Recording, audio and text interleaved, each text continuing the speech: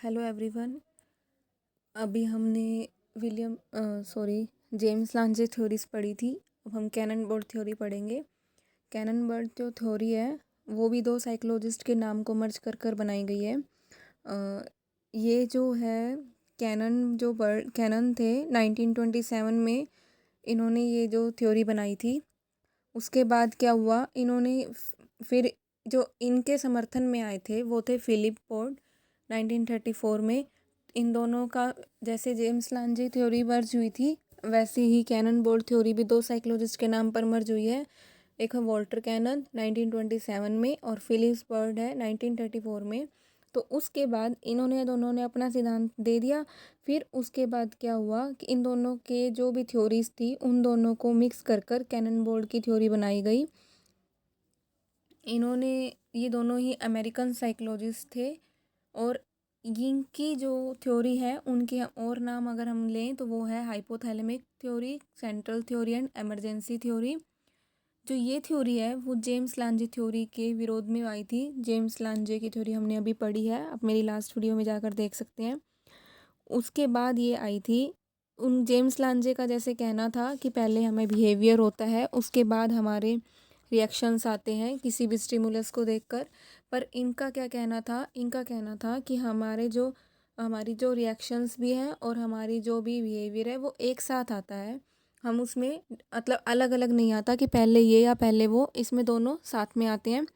तो इन्होंने क्या बताया, कैनन बोर्ड ने जो बताया है, उन्होंने इस थ्योरी में थैलेमस को बहुत मेन माना है। और उन्होंने ये भी बताया है कि जेम्स लांजे की थ्योरी में थैलेमस का कोई भी रोल नहीं है, मतलब उन्होंने रोल नहीं लिया थैलेमस का, जो कि बहुत ज़रूरी होता है। और इन्होंने थैलेमस को बहुत मेन माना है। इनका कहना है कि जो थैलेमस है वो ही रिसेप्टर्स से जो इंफॉर्मेशन है उसकी प्रोसेसिंग करता है। मतलब इसमें क्या होता है, तो थैलेमस है उसको सेंट्रल माना गया है एक सिद्धांत का। इसमें मैंने आपको देखिए आप, जेम्स लांजे थ्योरी के अनुसार संवेगों का अनुभव शारीरिक परिवर्तनों पर निर्भर है। जेम्स लांजे की थ्योरी यही थी, जो कि हम पहले रिएक्शन होता है फिर एक्शन होता है। उसके बाद कैनन बर्ड के अनुसार क्या होता है, संवेगात्मक व्यवहार और संवेगात्मक अनुभूति दोनों ही उत्पत्ति एक साथ होती है। इन्होंने कहा है कि जो हमारा रिएक्शन है और एक्शन है, जो भी हम फीलिंग्स हैं, वो एक साथ होती है हमारे अंदर। और जिसमें जो है हाइपोथैलेमस की महत्वपूर्ण भूमिका है।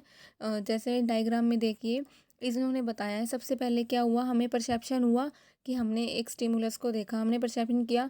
उसके बाद क्या हुआ, वो जो एक्टिविटी थी जो हमने दी वो क्या होगा, मतलब कोर्टेक्स में जाएगी, स्पेशली द थैलेमस।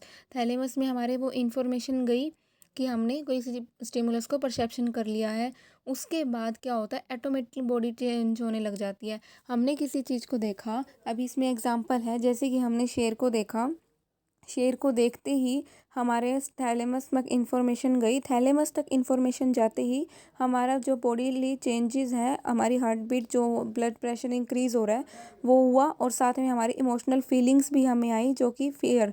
अब अगर हम अपने आगे हम शेर है सांप को देखेंगे तो हम खुश तो होंगे नहीं, हमारे अंदर क्या होगा, फियर ही होगा ना।